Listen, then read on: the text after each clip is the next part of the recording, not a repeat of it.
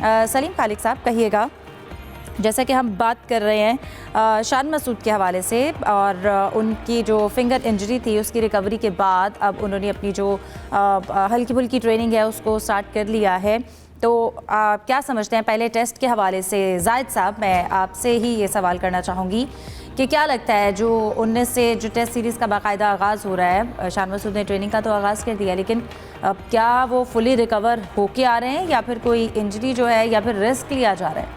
देखिए, आज पाकिस्तानी टीम का ट्रेनिंग का तीसरा दिन था जो ऑप्शनल था कि जिस खिलाड़ी को जो भी फील्ड में करना चाहता है वो नेट प्रैक्टिस कर ले। तो कल जो शान मसूद ने की, बड़ी हल्की ट्रेनिंग की थी और अलबत्ता वो काफ़ी देर तक लगे रहे प्रैक्टिस करने के लिए, क्योंकि सबको मालूम है कि वेस्ट इंडीज़ के खिलाफ जो पहला टेस्ट हुआ था जिसमें उन्होंने सेंचुरी की थी, 123 रन बनाए थे, उसमें उनकी जो फिंगर थी वो ज़ख्मी हो गई, हेयर लाइन फ्रैक्चर था उनको।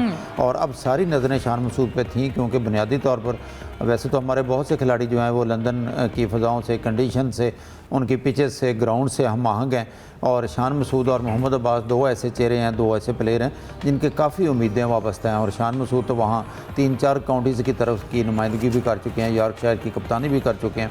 इसी तरह से मोहम्मद अब्बास भी वसी तजर्बा रखते हैं, तो शान पे बड़ी उम्मीद थी कि यहाँ वो कारगर हो सकते हैं पाकिस्तानी टीम के लिए, उनका खेलना ज़रूरी है। तो ये एक पॉजिटिव साइन नज़र आया कि उन्होंने हल्की फुल्की ट्रेनिंग की है, क्योंकि बड़ा मुश्किल हो जाएगा अगर उनको प्रैक्टिस मैच खेलने का मौका नहीं मिलता, तो फिर शायद ज़रा मुश्किल हो जाए उनका पहला टेस्ट खेलना। हाल बताया इसके बाद भी 2 टेस्ट हैं, क्योंकि 3 टेस्ट मैचेस की सीरीज़ है, इसलिए नज़रें शान मसूद पे हैं। आज ऑप्शनल ट्रेनिंग थी और अब कल से क्योंकि जो मैच शुरू होगा प्रैक्टिस मैच, फिर उसमें देखते हैं कि कप्तान कौन सी प्लेइंग 11 मैदान में उतारते हैं। और एक आध चेंज बाज़ होती है किसी बड़े मैच में, वरना ज़्यादातर वही प्लेयर मैदान में उतारे जाते हैं जिनको पहले टेस्ट खेलने का मौका दिया जाए। सही। मुफाज, इसके साथ साथ अगर हम बात करें, जो एक सोशल मीडिया पर इस वक्त बात पर काफ़ी तनकीद भी की जा रही है कि जो ग्रास के बग़ैर टीम को प्रैक्टिस करने का मौका दिया गया और जब टीम मैदान में आएगी तो उस वक्त अगर पिचेस जो है वो ग्रास होगी वहाँ पर, तो उसमें आपको लगता है कितना चेंज आएगा और इस बात में कितनी सदाकत है? देखिए हिफ्ज़ा, खिलाड़ियों को कोई प्रॉब्लम नहीं है ग्रास पर ना करने की, तो बाकी मैं समझता हूँ शायकीन को भी नहीं होनी चाहिए। आज भी इन्होंने आउटडोर और इंडोर प्रैक्टिस सेशन में हिस्सा लिया है। स्पेशली अगर हम प्लेयर्स की बात करें, अजान, अवैस, अब्दुल्ला शफीक, शान मसूद की जैसे बात हो रही थी, मोहम्मद रिजवान, और लेकिन हैरानगी तौर पर सलमान अली आगा आज प्रैक्टिस करने के लिए नहीं आया। उनके लिए तो हर मैच ऐसा ही है जैसे एक आखिरी मैच वो खेल रहे हैं, और जैसी T20 में उनकी परफॉर्मेंस रही है वेस्ट इंडीज़ के ख़िलाफ़, अगर इंग्लैंड के ख़िलाफ़ भी वो परफॉर्म नहीं कर सकेंगे तो जो मैनेजमेंट का वो जो एक एतमाद का एक बोझ है वो भी ज़्यादा देर नहीं उन पर चल सकेगा और शायकीन बहुत तनकीद करेंगे। बहरहाल उनके लिए भी ये एक इम्तिहान है। और जैसे शान मसूद की बात हो रही थी, इनकी फिंगर इंजर्ड थी लेकिन अब वो रिकवर कर रहे हैं, ऐसा ऐसा ट्रेनिंग भी कर रहे हैं। जैसे जाहिद साहब बता रहे थे कि काउंटी क्रिकेट भी उन्होंने काफ़ी ज़्यादा खेली है, लेकिन PCB ने भी जो प्लान B प्लान C बनाया हुआ है, अगर शान मसूद नहीं भी ठीक हुए तो हो सकता है कि कामरान गुलाम को हमारे ज़राए के मुताबिक उन्हें मौका दिया जाए, क्योंकि अभी तो वैसे वो एक चल रही है चैम्पियंस लीग, वो खेल रहे हैं। बहरहाल वहाँ पे काफ़ी कारगर साबित होते हैं शान मसूद। माजी में भी उनकी मिसाल मौजूद है, वो टेक्निकली बहुत सॉलिड बैटर हैं, 38 साल उनकी उम्र हो चुकी है। और पाकिस्तान टीम जो आज ट्रेनिंग सेशन में उन्होंने हिस्सा लिया, बाउंसी काफ़ी उन्होंने आज देखा हमने कि ट्रैक था और काफ़ी बाउंस मिल रहा था। और जब जोफ्रा आर्चर बॉलिंग करेंगे, साथ एटिंगसन की हम बात करें, तब हमारे बैटर्स के लिए थोड़ी मुश्किलात हो सकती हैं, बहुत संभल कर इनको खेलना पड़ेगा। नो डाउट पाकिस्तानी बैटर्स के पास पोटेंशियल है, अभी वेस्ट इंडीज़ से हमने सीरीज़ बराबर की है और ये कम बैक करने की सलाहियत भी रखते हैं। वर्ल्ड टेस्ट चैम्पियनशिप की रैंकिंग देख लें कि 19-20 का ही फ़र्क है, जो पंजाबी में हम कहते हैं ना 19-20 का फ़र्क, तो वो इंग्लैंड की टीम भी अभी 7वें नंबर पर मौजूद है। पाकिस्तानी बैटर्स की जैसे बात हो रही थी, ओपनर्स तो वैसे ही अच्छी फॉर्म में है। अजान की अगर हम बात करें, ख़ास तौर पर 1 डाउन में आकर फिर सेकंड पे बाबर आजम परफॉर्म अच्छा कर रहे हैं। मिडिल ऑर्डर का कंसर्न ज़रूर, अगर मिडिल ऑर्डर से हमने कुछ अपनी गलतियाँ ठीक की तो हम यहाँ परफॉर्म कर सकेंगे, लेकिन इंग्लैंड की टीम को बैटिंग के शोबे में ज़्यादा एज हासिल है, ख़ास तौर पर जो रूट जैसे हम कह रहे हैं कि सचिन तेंदुलकर का हो सकता है वो रिकॉर्ड तोड़ दें।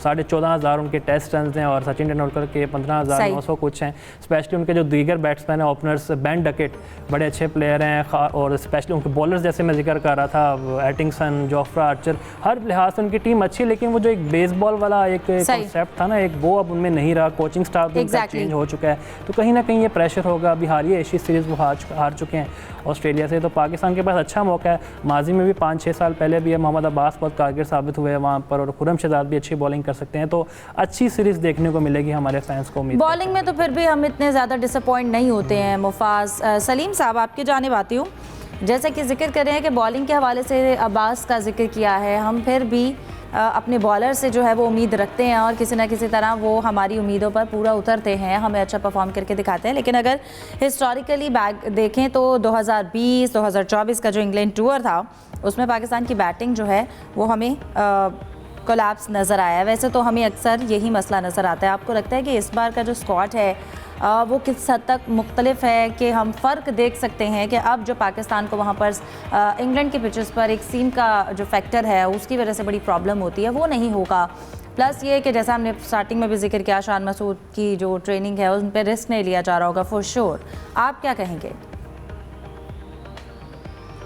तो सबसे पहले शान मसूद की बात करते हैं। शान ने कल प्रैक्टिस की, लेकिन वो मेडिकल टीम की ज़ेरे निगरानी प्रैक्टिस की। इसका मतलब ये होता है कि फुल फ्लैज नेट सेशन उन्होंने नहीं किया और वो शायद उनको करीब से बॉलिंग कराई गई, उनके हैंड मूवमेंट और सब देखा कि कितना बर्दाश्त कर रहा है उनका हाथ बैट लेके जब वो शॉट वॉट खेल रहे हैं, तो कितनी तकलीफ़ है, क्या है, इस तरह की हुई। मतलब फुल अभी उन्होंने नेट प्रैक्टिस शुरू नहीं की है और आज भी गालिबन प्रैक्टिस होनी है, तो शान का पता चलेगा कि वो खेले नहीं खेले। लेकिन अभी भी मुझे ऐसा लग रहा है कि 50-50 है उनका पहला मैच खेलने का इम्कान, क्योंकि इतनी बड़ी इंजरी के बाद और फिर फ़ौरन किसी प्लेयर को दोबारा टेस्ट मैच में खिलाना वो कोई इतना आसान होता नहीं है।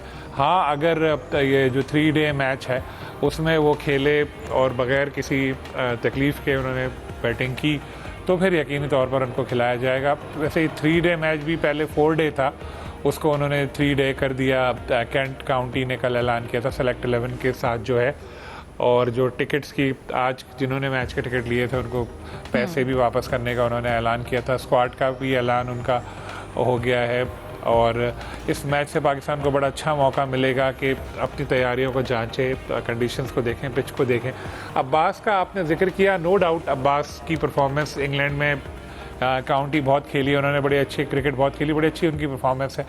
वेस्ट इंडीज़ में भी पहला मैच उन्होंने बड़ा अच्छा परफॉर्म किया था, दूसरे में बदकिस्मती से वो बाहर हो गए थे। लेकिन जो आखिरी टूर हुआ था, मैंने पहले भी जिक्र किया था, उसमें अब्बास इतने कारगर रहे नहीं थे इंग्लैंड में जो लास्ट आए थे। 4 प्लेयर पाकिस्तान के ऐसे हैं मौजूदा टीम के जो उसमें भी थे, रिजवान, अब्बास, बाबर और एक और कोई हैं। तो 5 विकेटें ली थी गालिबन उन्होंने 3 मैचों में। तो बहुत ज़्यादा अगर हम ये सोच रहे हैं कि अब्बास आएंगे और वो बड़ा उड़ा देंगे बैटिंग को, तो ये ज़रा थोड़ा सा एक्सपेक्टेशन नॉर्मल रखें। उम्मीद यही है कि वो अच्छा परफॉर्म करेंगे, लेकिन इंग्लैंड की पिचेस जो अभी हम देख रहे हैं वहाँ पर स्कोर भी बनता है। पहले भी डबल सेंचुरियाँ भी पाकिस्तानियों ने बनाई हैं, सेंचुरियाँ भी बनाई हैं, और अब भी ऐसा चांस है कि हमारी बैटिंग ख़ास तौर पर टॉप ऑर्डर जो हमारे बैटर्स हैं, बाबर के लिए बड़ी अच्छी आज एक खबर, पाकिस्तान क्रिकेट के लिए अच्छी खबर है कि 2 साल बाद वो ICC टेस्ट रैंकिंग में दोबारा टॉप 10 में शामिल हुए हैं। यानी जो उनका एक कैरियर बिल्कुल डाउनफॉल जा रहा था, वो लग रहा है कि दोबारा ऊपर आने शुरू हुए हैं, ख़ासतौर पे जो वेस्ट इंडीज़ में उन्होंने अच्छा परफॉर्म किया था। तो बाबर को यहाँ पर बड़ी इनिंग खेलनी पड़ेगी। बड़ी इनिंग ये नहीं है 60-70, बड़ी इनिंग का मतलब है 100-200, इससे भी आगे, और वो ऐसा कर सकते हैं।